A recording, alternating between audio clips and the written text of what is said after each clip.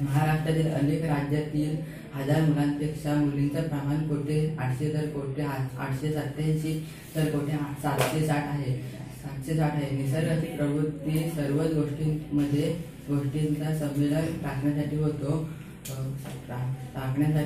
मुलगा हा वंशाचा दिवा, म्हातारपणी अशी काठी, स्त्री समृद्धी, स्त्री पुरुष असमानता अगदी मुलीच्या जन्मापासून सुरू होते। संगोपनामध्ये मुलाला जे दिले जाईल ते पुरवले जाते व मुली कुपोषित राहतात। खरं तर नवनिर्मितीची जबाबदारी पिसाऱ्याने स्त्रियांवर सोपवली आहे।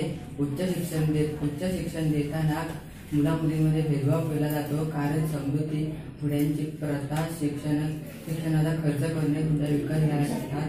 तर पालकांना विचार करावा लागतो, मुलाला शिक्षण द्यावं की मुलीला हुंडा घ्यावा। याचा परिणाम स्त्रिया शिक्षणापासून वंचित होण्यात आहे। डॉक्टर सरोजिनी नायडू म्हणतात, शिक्षणाचा उपयोग त्यांच्या एकट्याच्या विकासाला होतो। तर एक स्त्री शिकली तर अख्खं कुटुंब शिकतं, तर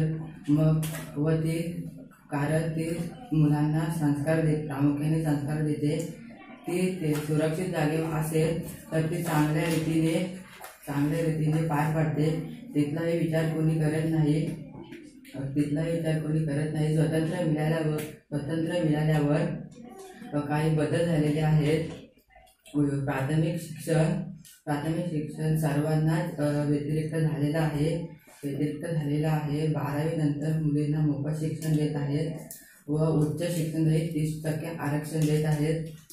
30% आरक्षण देण्याचा फायदा मुली करत आहेत, तर काही ग्रामीण भागातील मुली शिक्षणापासून दूरच आहेत। शिक्षित मुलगी नोकरीला लागल्यानंतर त्यांच्याबद्दल शंका उपस्थित होतात। तर ते उच्च पदावर असतील तर त्यांना पुरुषांना अपमानास्पद वाटतं।